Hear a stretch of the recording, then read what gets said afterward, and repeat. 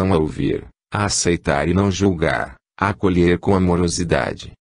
Aos seguranças da casa, como já dito antes.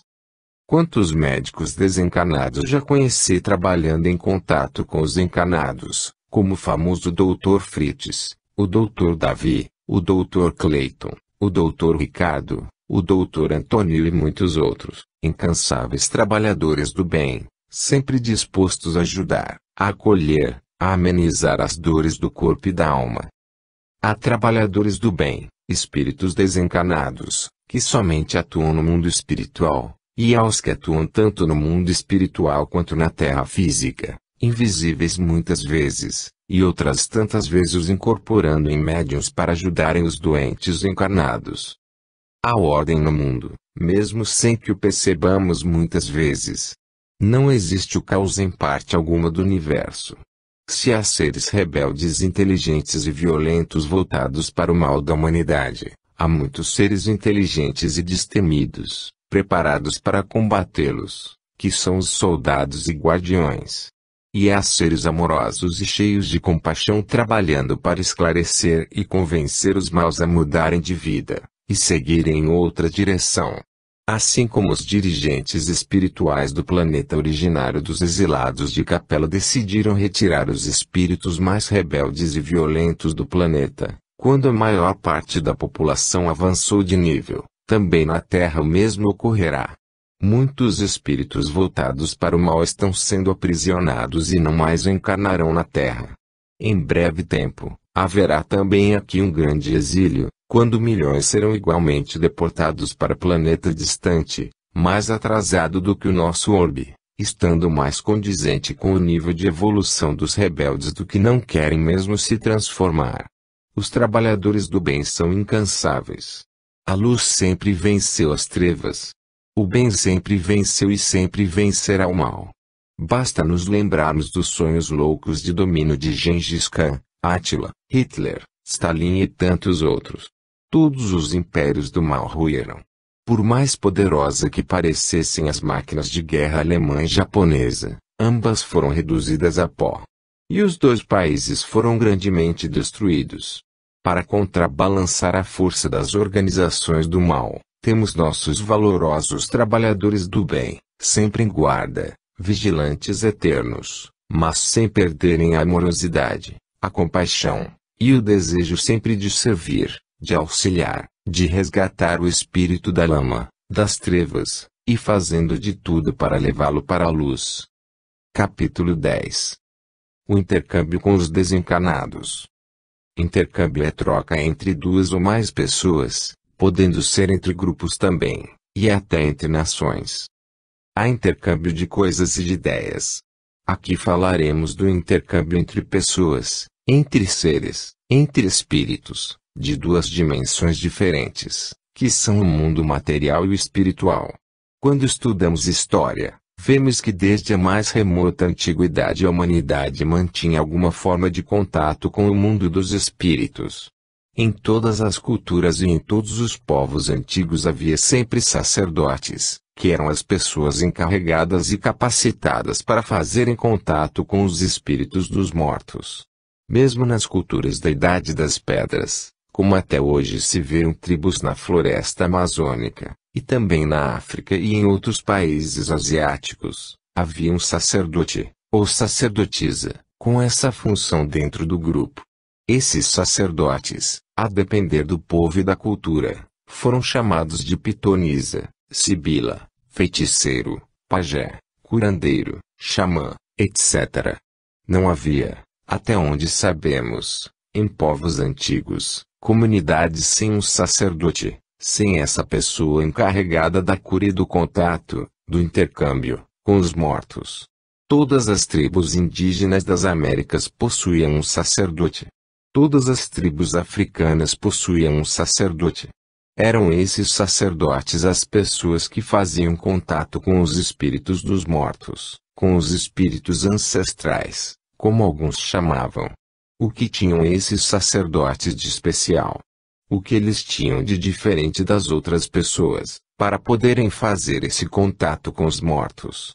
Olhando o passado, e mesmo o presente, nas comunidades que ainda vivem a moda antiga, como muitas tribos na Amazônia, vemos que normalmente esses sacerdotes são pessoas portadoras de capacidades especiais, que possuem dons especiais, uma sensibilidade maior, que os permitem ver ou ouvir os espíritos, ou incorporar ou receber inspiração por parte dos espíritos desencarnados, ou seja, dos espíritos dos mortos, como eles chamam, já que os índios não usam a expressão desencarnado, que é uma expressão espírita. Em outras palavras, os sacerdotes do passado e os do presente eram e são sensitivos, paranormais, ou médiuns.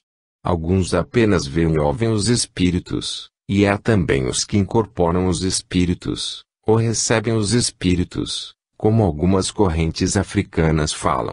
No passado, e ainda em menor escala no presente, todo contato com os espíritos somente era feito através dos sacerdotes, que eram os intermediários entre os dois mundos. Eles concentravam essa atividade em suas mãos, o que lhes dava grande poder, pois o medo que as pessoas tinham dos espíritos fazia com que respeitassem e temessem também os sacerdotes, únicos merecedores de fazer contato com os espíritos. A Igreja Católica tentou de todo modo acabar com isso, e matou milhares de pessoas sob a acusação de bruxaria, por serem sensitivas, paranormais e médiuns. A Igreja se impôs como única capaz de fazer contato com Deus, agora não mais com os espíritos, e como única intermediária entre Deus e os homens. A Igreja tentou exterminar a mediunidade milenar. A Santa Inquisição teve muito trabalho nesse sentido. O ocultismo, no entanto, nunca desapareceu por completo.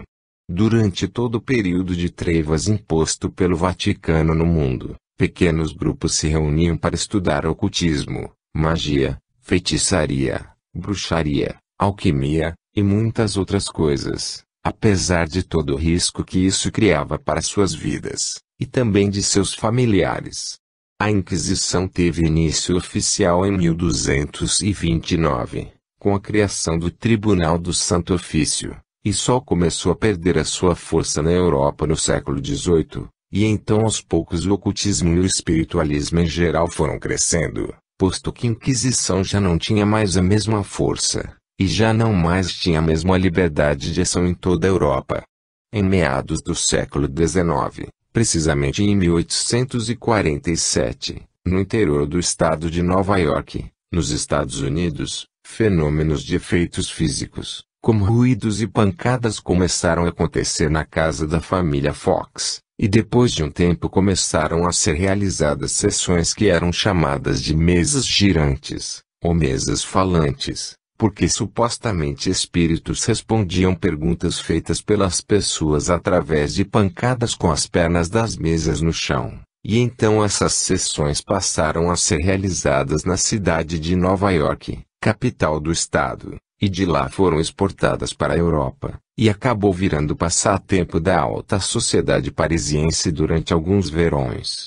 Em um desses verões, em 1855, Allan Kardec, renomado pedagogo francês, participou pela primeira vez de uma sessão de mesa falante, após convite de um amigo, e então começou a estudar o fenômeno, acreditando haver algum princípio inteligente por trás dele, visto que o efeito era inteligente.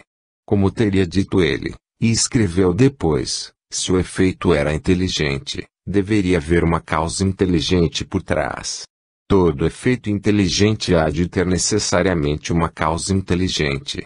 Allan Kardec estudou a fundo os fenômenos das mesas falantes, e outros mais, durante algum tempo, entrando em contato com vários médiuns, e então lançou em 1857 seu primeiro livro sobre o assunto, intitulado Livro dos Espíritos. Nascia assim, em 1857, uma nova forma de espiritualismo moderno, que foi chamado por ele de espiritismo.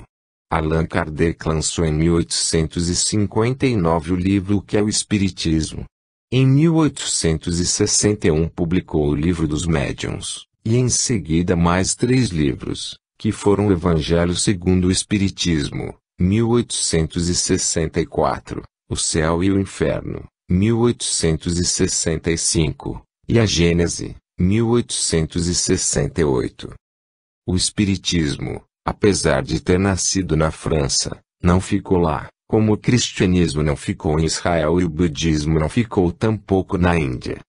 Na verdade, o Espiritismo só cresceu mesmo no Brasil, onde hoje mantém milhares de centros espíritas, com milhares de médiuns, e milhares de livros psicografados, ditados pelos espíritos desencarnados, descrevendo o mundo espiritual.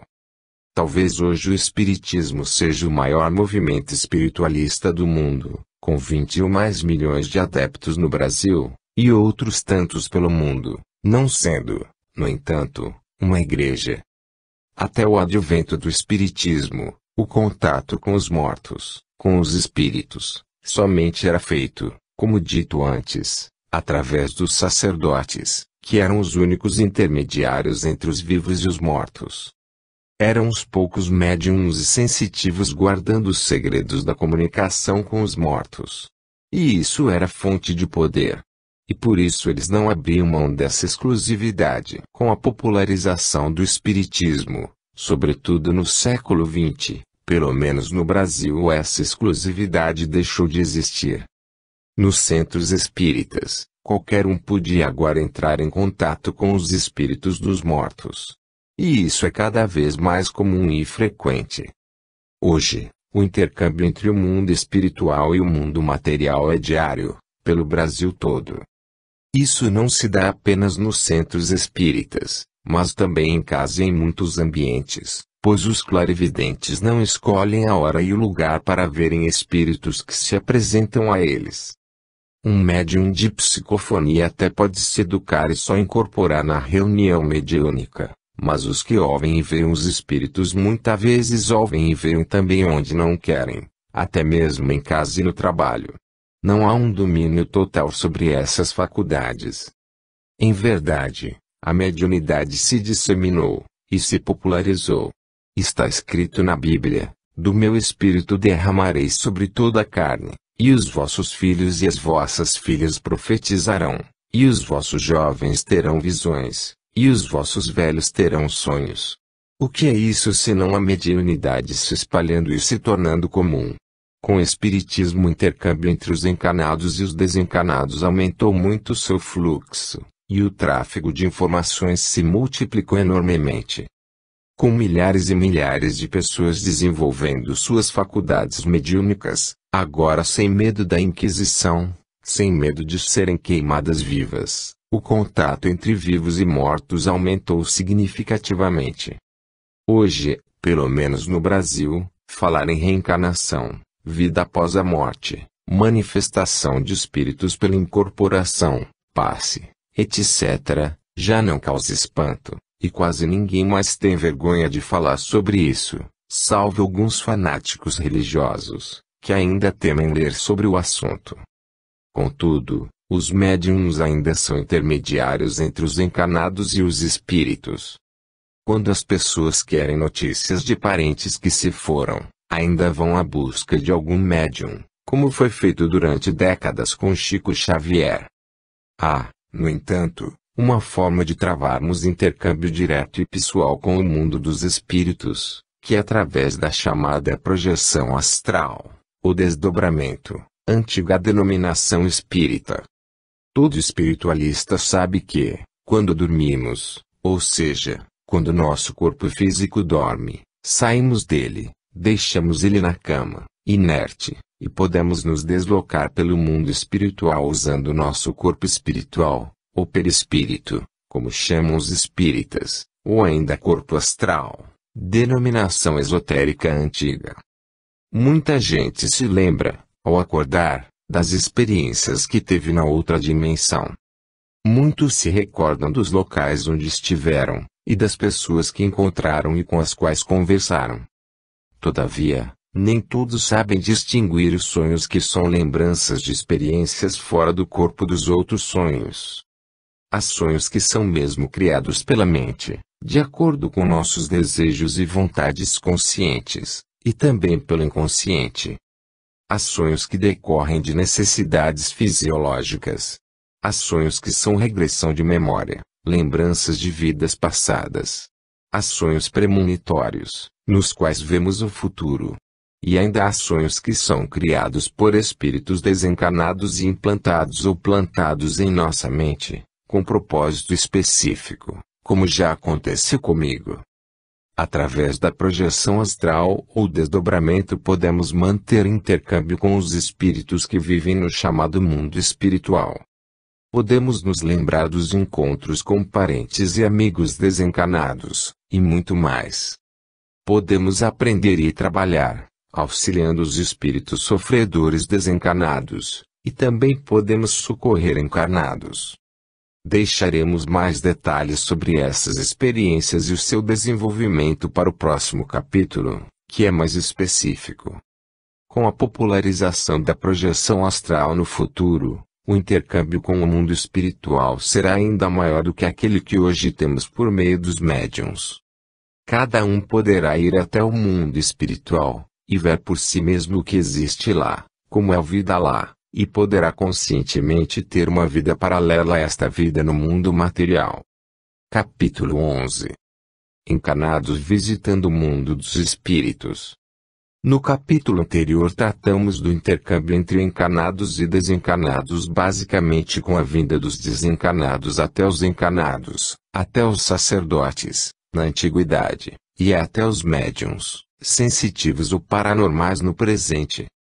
Nessa situação antes vista nesta obra, os encarnados não vão ao mundo espiritual, mas apenas percebem os espíritos desencarnados por meio de alguma de suas faculdades, como a clarividência, a clareaudiência, a incorporação, a psicografia, etc. Agora, neste capítulo, trataremos do intercâmbio através da ida dos encarnados até o mundo espiritual, deixando o corpo físico, o corpo de carne, na terra física. Não é novo o fenômeno da saída do corpo. Egípcios, chineses, indianos e outros povos antigos já conheciam e praticavam essas saídas, que tinham denominações diversas. Hoje, a saída do corpo é chamada de projeção astral, nome mais conhecido no meio espiritualista em geral, e ainda de desdobramento, pelos espíritas mais antigos. Experiências fora do corpo, viagens fora do corpo, viagens astrais, projeções da consciência e projeções astrais são os nomes mais conhecidos dados ao fenômeno da saída do corpo. Como já dito antes, todos nós, ou quase todos, saímos temporariamente do corpo quando ele dorme. Isso independe do fato de recordarmos ou não das experiências que tivermos enquanto estivermos fora do corpo. O fato de não nos lembrarmos sempre do que fizemos fora do corpo durante a noite não significa que nem toda noite saímos do corpo. A maioria das pessoas não tem boa recordação das coisas que fez, que viu e que ouviu fora do corpo, ou com quem esteve. Na maioria das vezes essas lembranças são vagas, ou confusas, o que dá a muita gente a ideia de que foram simples sonhos. Como também já mencionado antes, o que chamamos de sonho pode ser lembrança das vivências fora do corpo, pode ser lembrança de vidas passadas, regressões de memória, feitas fora do corpo, pode ser visão do futuro, ou pré-cognição, e pode ser ainda imagens criadas por um espírito desencarnado para nos perturbar, nos desequilibrar, quando forem imagens ruins.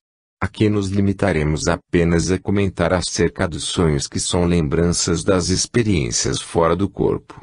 Nós somos espíritos, e no caso dos encarnados temos um corpo a mais, temporário, que é o corpo físico, ou corpo de carne. Nosso mundo original é o mundo espiritual, de onde saímos quando reencarnamos, não o mundo de matéria densa, que é o mundo chamado de físico. Estamos agora sentindo todas as sensações da matéria porque estamos envolvidos por matéria do mesmo nível seu. Os espíritos livres, que chamamos de desencarnados, não sentem, em condições normais, as sensações da matéria densa de nossa dimensão material.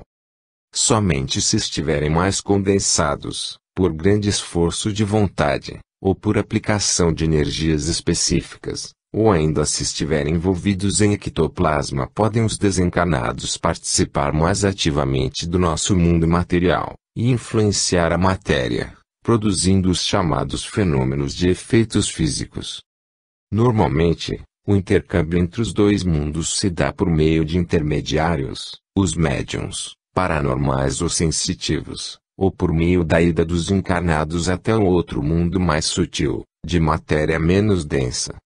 Podemos aprender a identificar, em nossos sonhos, aqueles que são mesmo recordações das vivências fora do corpo, bem como podemos aprender a sair do corpo físico voluntariamente, conscientemente. Em 1978 comecei a fazer as duas coisas. Já havia lido as obras de Allan Kardec em 1977, com 19 anos, e então aos 19 anos comecei a ler sobre projeção astral, em livros como Projeção do Corpo Astral, Viagens Fora do Corpo, Viagem Astral e As Viagens de uma Alma.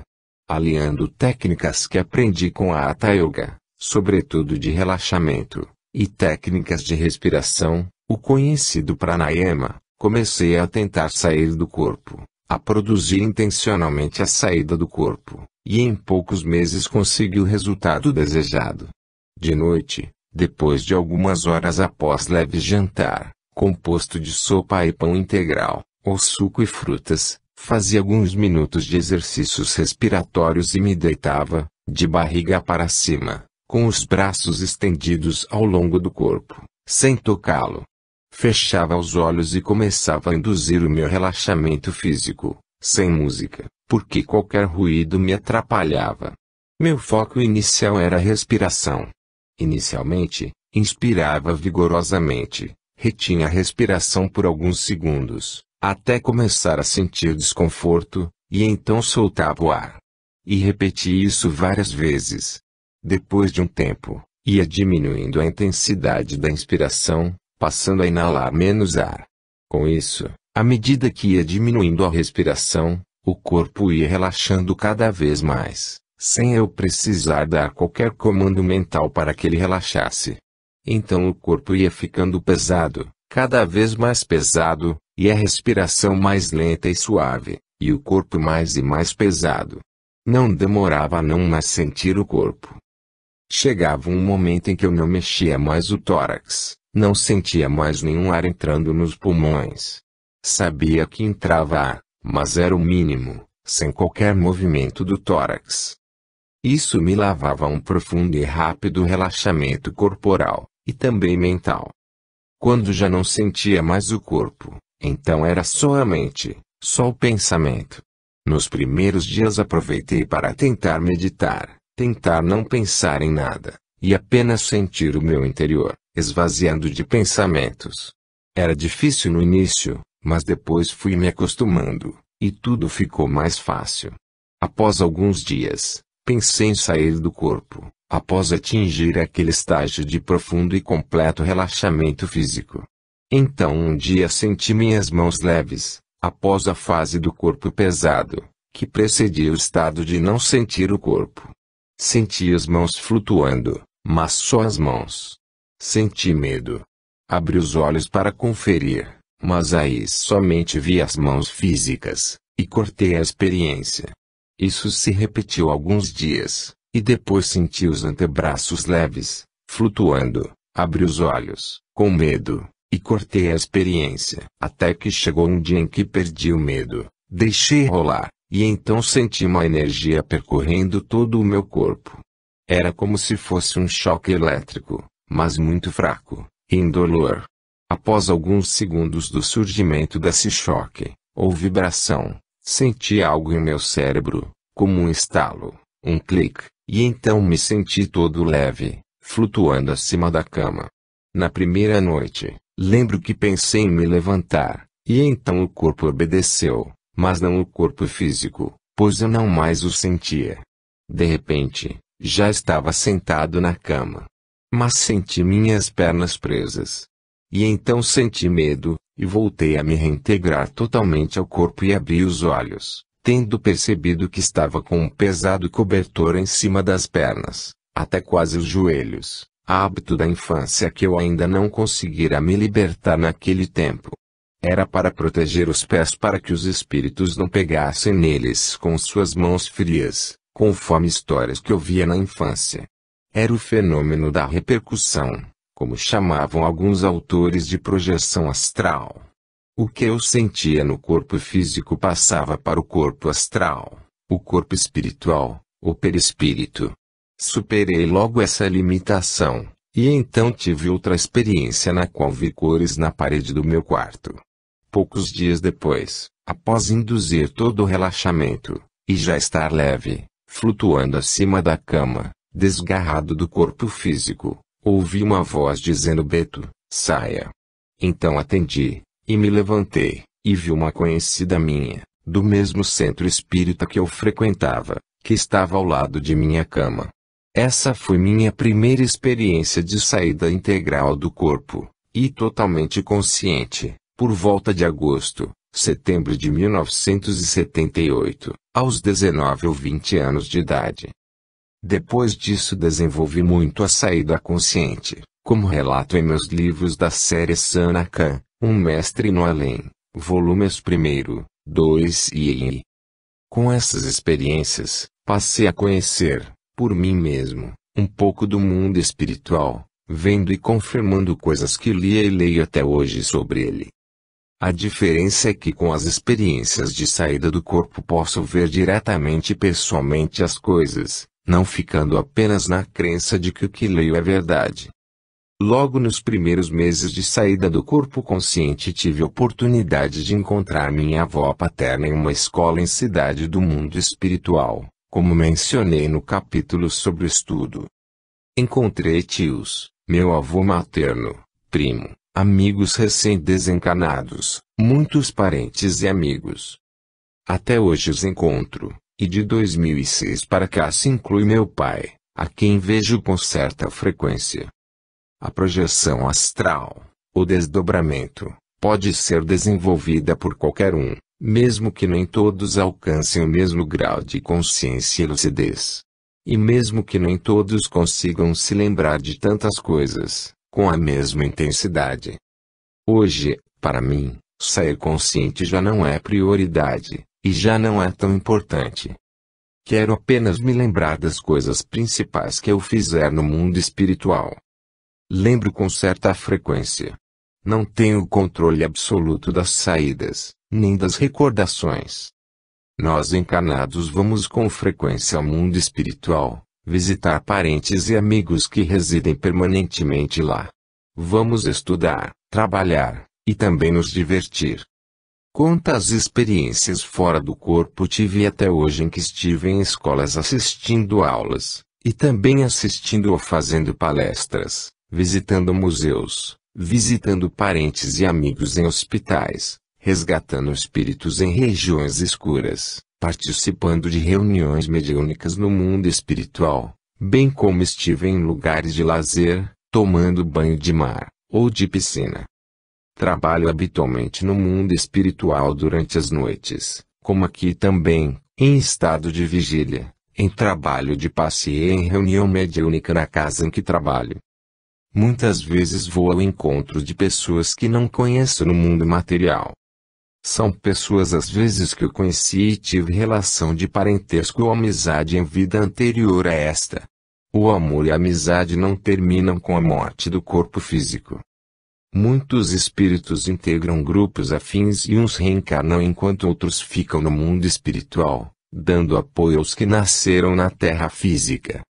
Assim, muitas vezes um amigo de vidas passadas está agora sendo nosso protetor, mentor, anjo da guarda, etc., e nós achamos que não o conhecemos. Nós não nos lembramos dele.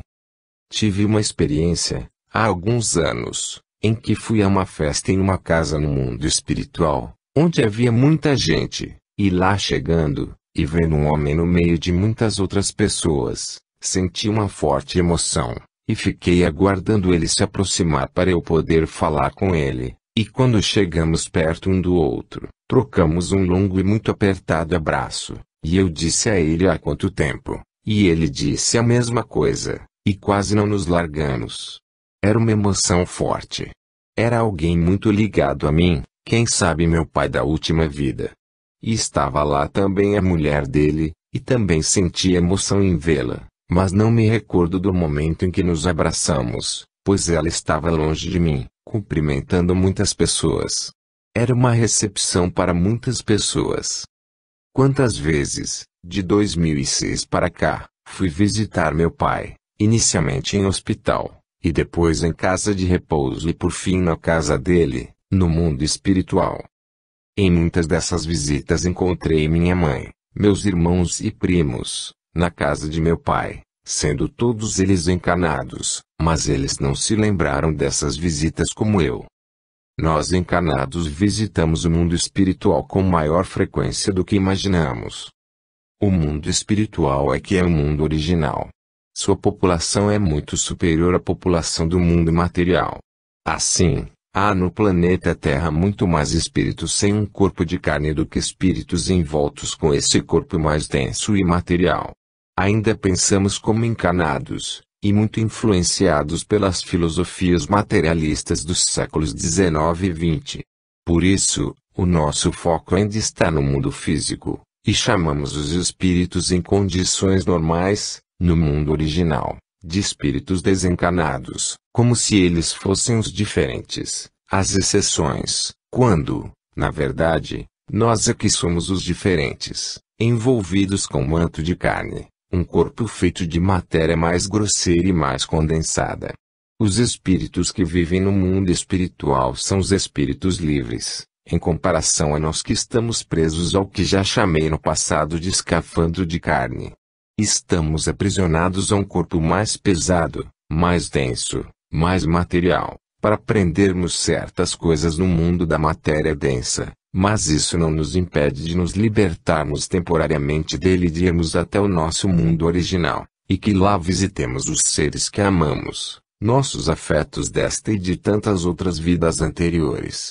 Os encarnados visitam os desencarnados quase todas as noites, e muitas vezes essa lembrança é tão real, mas tão real, que ninguém consegue convencer a pessoa de que foi apenas um sonho. A toda hora as pessoas me contam sonhos que tiveram com parentes que partiram deste mundo, e após ouvir os relatos, vendo a emoção, a descrição com tantos detalhes e com a forte sensação de realidade que as pessoas sentiram, termino por lhes dizer: você esteve mesmo com a pessoa. Foi real. Você vivenciou um encontro espiritual, tendo saído do corpo ao dormir, e foi até o encontro da pessoa. Quantos relatos de visitas eu ouço, e em muitos deles eu tenho certeza de que foi realmente uma experiência fora do corpo, mesmo que a pessoa não acredite nisso e não saiba nada sobre o assunto. Não só os espíritos desencarnados vêm nos visitar aqui, e se comunicam através de médiuns, mas também nós podemos ir até eles, no seu mundo normal, onde eles vivem, e visitá-los. O intercâmbio entre os dois mundos não se limita à vinda dos espíritos desencarnados até nós encarnados, mas envolve também a nossa ida até eles, para visitá-los. Quando as pessoas aprenderem de fato a sair do corpo conscientemente, e também a reconhecerem um sonho que é a recordação das experiências fora do corpo, a saudade que sentem dos entes queridos vai diminuir, porque poderão encontrar com esses entes queridos quase que diariamente. Muitas vezes um ente querido não está em condições de vir até nós, mas estamos em condições de ir até eles. A recíproca também é verdadeira. Muitas vezes fui visitar parentes e amigos que acabaram de desencarnar, havia poucos dias, e ainda estavam em um hospital em cidade do mundo espiritual, e eu fui até lá com tranquilidade, sem nenhum impedimento. Tenho hoje facilidade de transitar em dois mundos, estando fora do corpo, como disse certa vez um amigo espiritual, que estava incorporado. Ele me disse: você tem o raro dom de transitar entre dois mundos. Aproveito isso em meu benefício, mas também em benefício das outras pessoas, tentando passar para outros aquilo que aprendi no outro mundo. É isso que tento fazer aqui nesta obra. Capítulo 12. Tecnologia no mundo espiritual. Quando eu era bem jovem, entre 18 e 22 anos, bem no início de meus estudos espiritualistas, li muitas dezenas de livros que me davam a ideia de que os objetos no mundo espiritual eram plasmados, ou seja, eram formados apenas pela força do pensamento que agia sobre a matéria ou substância do mundo espiritual, sem necessidade de construir os móveis, fabricar objetos, etc. Com o passar do tempo, e muitas experiências de projeção astral, o desdobramento, junto com novos estudos em livros mais modernos psicografados, fui percebendo que, na verdade, pelo menos nas zonas do mundo espiritual que ficam mais próximas do mundo físico, os móveis de objetos não são simplesmente plasmados, como antes eu pensava, e como alguns autores sustentavam. Eles são igualmente fabricados, com esforço físico também, como aqui fazemos no chamado mundo material. Hoje, os livros psicografados mais modernos, aliás, os livros ditados pelo espírito André Luiz a Chico Xavier nos anos 1940 até as obras ditadas ao médium Robson Pinheiro na última década, nos mostram que há muita tecnologia no mundo espiritual, e que ela é muito mais avançada do que a nossa tecnologia do mundo físico. Poderia dizer hoje, seguramente, e sem medo de errar ou exagerar, que a tecnologia utilizada no mundo espiritual está pelo menos 100 anos na nossa frente. Isso inclui tanto a tecnologia de aparelhagem usada em hospitais quanto também a que é utilizada para comunicação, divertimento, estudo, transporte e fins bélicos. Há tecnologia para tudo no mundo espiritual, da mesma forma como temos hoje tecnologia para tudo aqui no nosso plano físico. Os livros psicografados da série de André Luiz, desde a década de 1940, já mostravam um avanço tecnológico maravilhoso no lado de lá. No livro Nosso Lar, André Luiz nos falou de aparelho de comunicação audiovisual que se assemelhava ao nosso televisor, isso em 1939, época retratada na obra. Poucos lares na Terra tinham já aparelho de televisão, e as transmissões de TV eram ainda muito limitadas. André Luiz nos descreveu o aeróbus, um veículo de transporte público usado na cidade espiritual Nosso Lar, muito mais avançado do que qualquer trem deste início de século XXI, pois o aeróbus flutuava sobre o solo, sem tocá-lo, e sem rodas ou trilhos, o que ainda não temos. O psicoscópio para ler a aura humana, do corpo espiritual, na forma descrita por André Luiz, ainda sequer é sonhado pelos encanados. Os livros mais atuais, também psicografados, como as obras do médium mineiro Robson Pinheiro, sobretudo a trilogia formada por Legião, Senhores da Escuridão e A Marca da Besta, nos mostram mais tecnologia ainda, como naves enormes que flutuam, e que descem aos abismos do subterrâneo terrestre levando espíritos em missão, armas avançadas que utilizam eletromagnetismo, aparelhos de comunicação como os nossos telefones celulares, clonagem do corpo espiritual, aparelhos minúsculos de nanotecnologia, que são introduzidos em seres humanos e muitas outras coisas. Ao longo de meus 32 anos de experiência em projeção astral, o desdobramento, perambulando por outros planos e dimensões, principalmente no plano astral ou mundo espiritual mais próximo da crosta terrestre, tive oportunidade de confirmar a existência de muita tecnologia e aparelhos descritos nos livros de André Luiz e também nas obras mais modernas psicografadas por Robson Pinheiro. Sei que muitas pessoas, sobretudo espíritas, desdenham dessas obras do médium mineiro, mas não vejo razão para isso.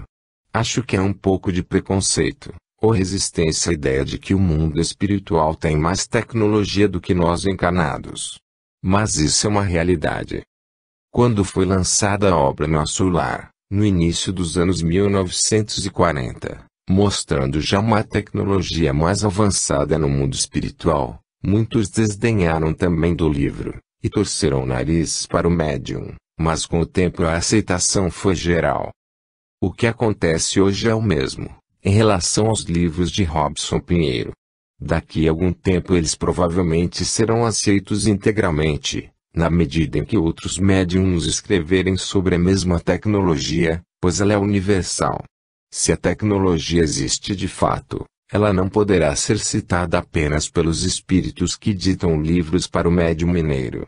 Já em 1978 ou 1979, bem no início de minha vivência em saídas do corpo, tive a oportunidade de ver e de entrar em uma nave que estava estacionada, flutuando, ao lado de meu apartamento, que ficava no terceiro andar de um edifício pequeno. Acredito hoje que fosse uma nave terrestre, mas não física. Uma nave do mundo espiritual, como a que está descrita nos livros Senhores da Escuridão e a Marca da Besta. Uma nave que deve ter ido me pegar para alguma viagem no mundo espiritual, pois já naquele tempo eu trabalhava na outra dimensão, em socorro a espíritos desencarnados.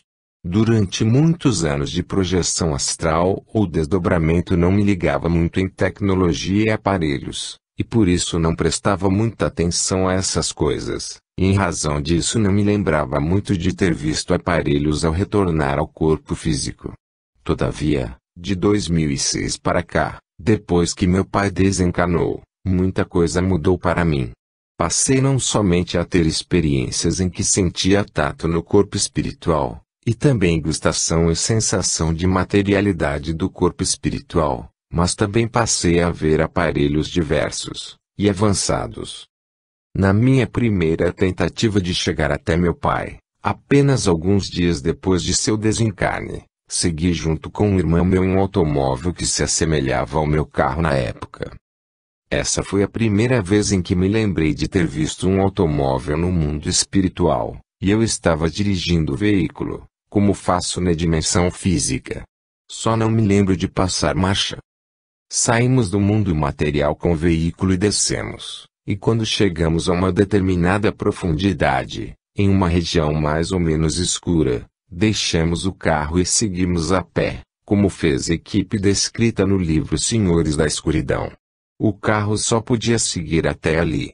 Acho que o tipo de combustível usado pelo veículo e a falta de estradas no chamado umbral não permitem circular com qualquer tipo de veículo por lá. Se o veículo fosse apenas plasmado, por que razão nós o deixaríamos em um lugar e prosseguiríamos a viagem a pé, ao invés de seguirmos viagem com ele? Não faria sentido. Poucos dias depois me lembrei de ter estado também na mesma região escura, em frente a um hospital, onde eu vi um caminhão, e muitos homens perto dele, incluindo meu pai. Esse foi o segundo veículo visto por mim no mundo espiritual. Mas alguns dias depois disso estive projetado em uma região clara, onde fui encontrar meu pai outra vez, estando ele agora internado em uma casa coletiva de repouso, onde vi na área externa, em uma área gramada, um veículo parecido com o carro brasileiro Gugel, sem capotas, e o vi inclusive manobrando, saindo de ré, e vi um portão eletrônico se abrindo para ele sair. Tecnologia. Alguns dias depois fui mais uma vez ao encontro de meu pai, e desta vez ele já estava em uma casa individual, em região campesina, parecendo uma fazenda, e fui também de carro, com o mesmo irmão, e me lembro da estrada de terra, erodida pela chuva.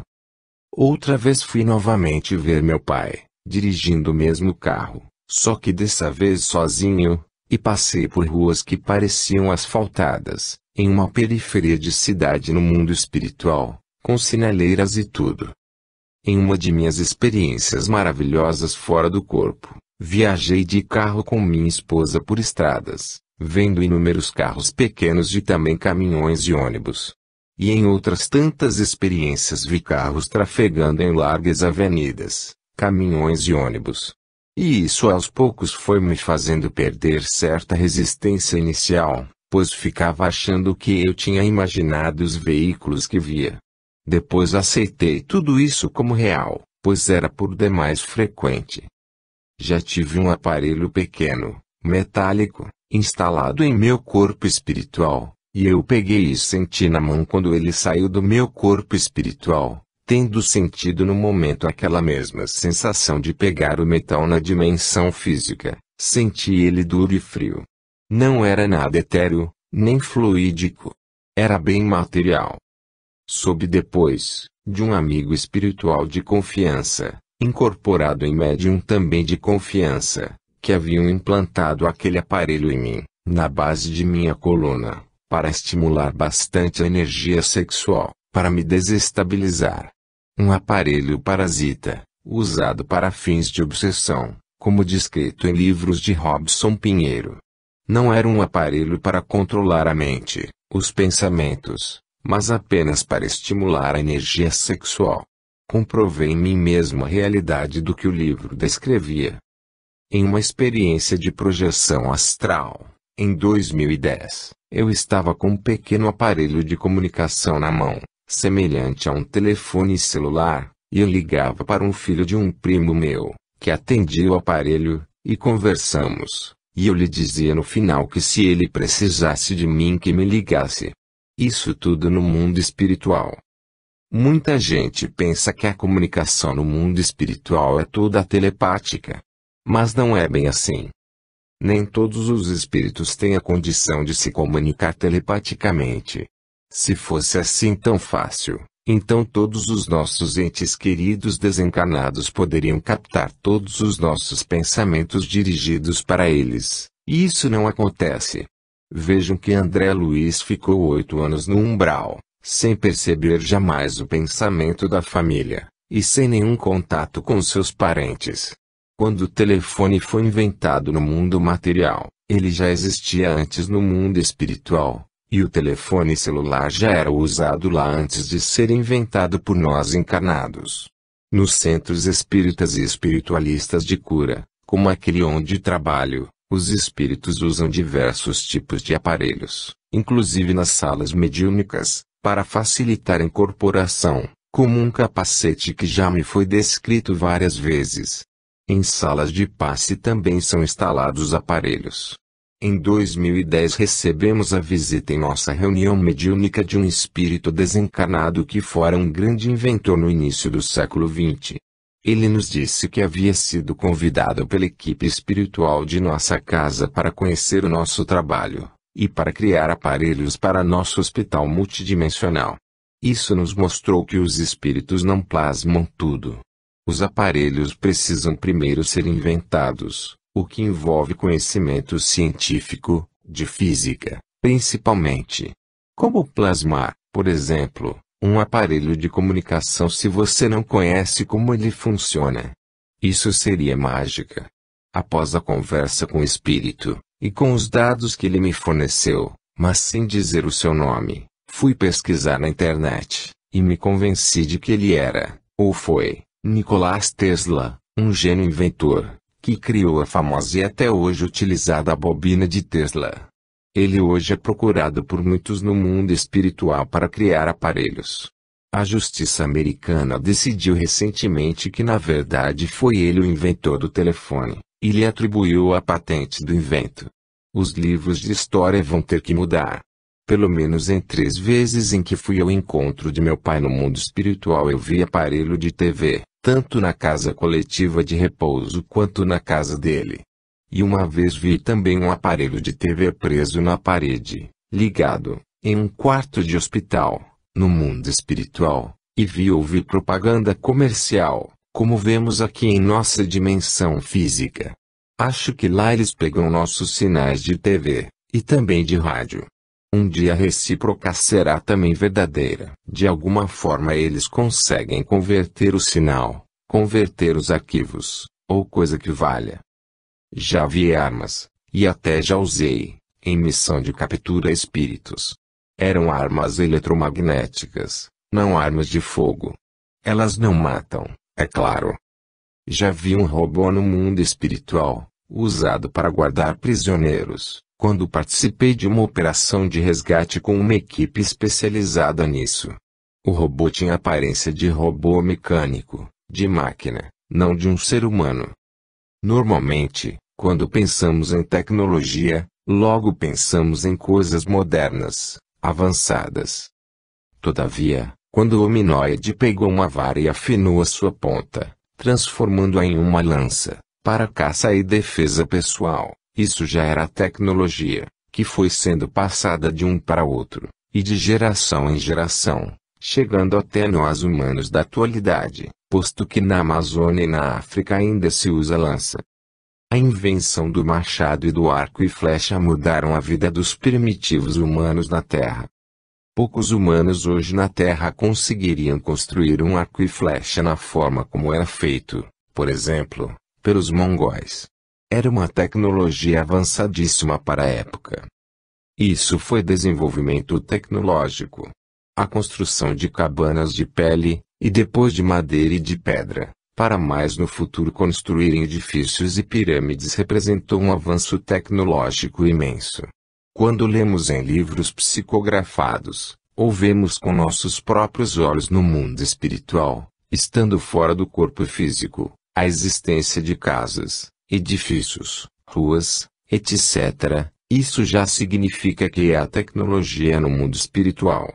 Quando vemos veículos de transporte, aparelhos em hospitais, e até mesmo um simples estetoscópio, como André Luiz descreve em suas obras, isso é tecnologia. Os espíritos nas reuniões mediúnicas nos falam em moradas, em prisões, em correntes, em armas, em aparelhos, tudo demonstrando essa realidade. As casas nas cidades do mundo espiritual possuem, como já vi inúmeras vezes, camas, mesas, banheiro com chuveiro, água encanada, televisão e muitas outras coisas. Tudo tecnologia. Poderia falar ainda muito sobre tecnologia no mundo espiritual, mas ficaria muito grande este texto, e cansaria o leitor além da conta. Apenas espero que o leitor reflita e perceba que se aqui temos já muita tecnologia, e que consideramos muito avançada, no mundo espiritual há muito mais, e muito mais avançada ainda. Capítulo 13. A guerra entre o bem e o mal. Quando meu pai desencanou, em 2006, meu primeiro contato com ele se deu poucos dias depois através de uma médium, e ele estava em um hospital militar de campanha, deitado em uma maca, como descrito pela médium. E ele disse que havia guardas lá, quer dizer, soldados, tomando conta do local. Alguns meses mais tarde, estive projetado em uma academia militar, ou algo parecido, com cadetes fardados, campo de atletismo com pista de corrida ao redor, onde dei uma volta correndo, de brincadeira, vi um cachorro, e depois de um tempo vi meu pai chegando lá, parecendo que ele estava trabalhando na academia, ou quartel, não sei dizer ao certo. Outra vez, estive em um forte no alto de uma montanha, aonde chegava um jipe militar sem capota, dirigido por um homem e havia um militar de cabeça branca no banco traseiro, parecendo um general, e havia um encontro no forte, uma reunião.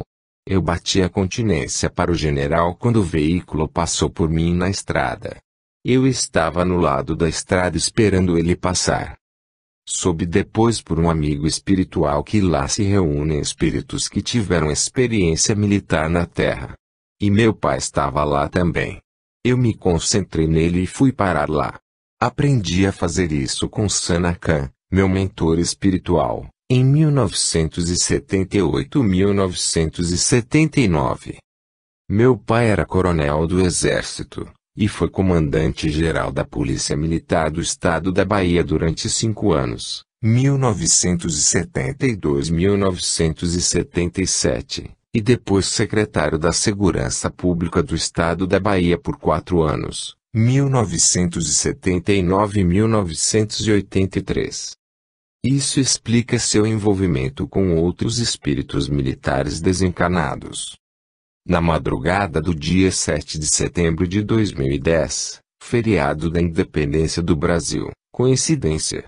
Estive projetado em um local cheio de militares fardados, alguns com a roupa camuflada marrom e verde, que estavam mais perto de mim, que pareciam ser oficiais, e uma grande quantidade de homens com camiseta e calça e calçando coturno que estavam marchando na rua, em frente a uma construção onde eu me encontrava. Esses pareciam ser soldados. Eram muitos. Centenas, ou talvez milhares de soldados marchando. E eu os acompanhei na rua até certo ponto, e depois não vi mais. Acho hoje que era um desfile militar. Interessante que um ex-colega do colégio militar me enviou um torpedo me convidando para desfilar no pelotão de ex-alunos do CMS, e eu não fui. Mas acabei indo para um desfile militar no mundo espiritual. Voltei para a construção, e entrei, e então vi uma colega que trabalha comigo na reunião mediúnica do Santuário Luz e Vida, nosso centro de cura, um hospital multidimensional, com trabalhadores dos dois planos. Ela estava sentada no chão de um quarto, e ao seu lado havia grande quantidade de insetos voadores, tipo moscas ou algo parecido. À noite, quando cheguei ao santuário, por ser o dia do grupo de estudos e da mediúnica, terça-feira, encontrei a colega que trabalha conosco e que estava comigo no acampamento militar, e contei-lhe o sonho. Ela não se lembrava de nada. Um pouco mais tarde, logo após o grupo de estudos, já na reunião mediúnica de socorro espiritual e desobsessão, a mesma trabalhadora incorporou um espírito, que conversou com outra colaboradora, pois eu estava atendendo outro espírito através de outra médium. O espírito disse ser um general, comandante de um acampamento militar, e falou que eu e a outra colaboradora estivemos lá em visita durante a noite anterior, quando eu conversei com ele, tentando convencê-lo a deixar que montássemos um posto no acampamento militar para atendimento de espíritos lá mantidos prisioneiros. E ele disse que não havia concordado. Falou que resolveu nos visitar também, para ver o nosso trabalho, e conhecê-lo, para saber o que nós fazíamos. Nossa doutrinadora que conversou com ele foi extremamente hábil na condução da conversa, e falou sobre o lado sombra que todos nós temos, pois o general disse que eles capturam espíritos voltados para o mal, como cientistas que criam coisas danosas para as pessoas, no mundo espiritual. Disse que tinham capturado o inventor do crack, a droga hoje mais em evidência e mais consumida no Brasil, e que esse espírito estava lá aprisionado. Falou que os cientistas que trabalham com eles no acampamento estavam tentando desenvolver um antídoto para essa droga. Contou que eles desenvolveram uma espécie de ácido que colocavam nesses espíritos perversos, e eles iam sendo consumidos por dentro pelo ácido, numa espécie de decomposição. Isso explica os insetos que eu vi quando estive lá fora do corpo. Eu não tinha entendido até então a ligação da nuvem de insetos que eu vi no ambiente coberto e fechado com o resto do que havia visto lá. O general também falou que havia uma guerra em curso, como as duas grandes guerras mundiais, inclusive com a utilização de armas. Isso no mundo espiritual. Disse que seu grupo protege o Brasil, protege as riquezas vegetais e minerais do nosso país, que serão importantes para o seu futuro, e que estão sendo destruídas. Sabe da importância do Brasil para o cenário mundial do futuro, como pátria do Evangelho. Muitas e muitas vezes ouvi espíritos dizerem lá em nosso hospital que estavam querendo destruir o nosso trabalho, porque nós os incomodamos, pois resgatamos espíritos que estão escravizados em organizações voltadas para o mal, para o domínio da humanidade. Esses militares desencarnados lutam contra o mal, contra essas organizações das sombras que querem apenas a falência da humanidade, e o seu completo domínio. Parece realmente estar delineado o cenário do Armagedon, a épica batalha citada na Bíblia, que será a batalha final entre o bem e o mal. Pelo menos no mundo espiritual. E as forças das trevas lutam sem cessar para levar essa luta para o mundo material, tentando fazer o Irã e a Coreia do Norte iniciar uma guerra que levaria a um conflito mundial. Depois dessa batalha final, haverá finalmente a separação do joio e do trigo, para usar uma linguagem bíblica. Os mansos herdarão a terra, como dizia Jesus, e os perversos serão exilados da terra, e serão levados para um planeta mais atrasado, repetindo a trágica e triste história dos conhecidos exilados de Capela. Os militares brasileiros desencarnados continuam cumprindo sua missão de proteção do território nacional. Eles continuam no papel de guardiões da paz, da segurança nacional, mas agora no mundo espiritual. Não se desligar.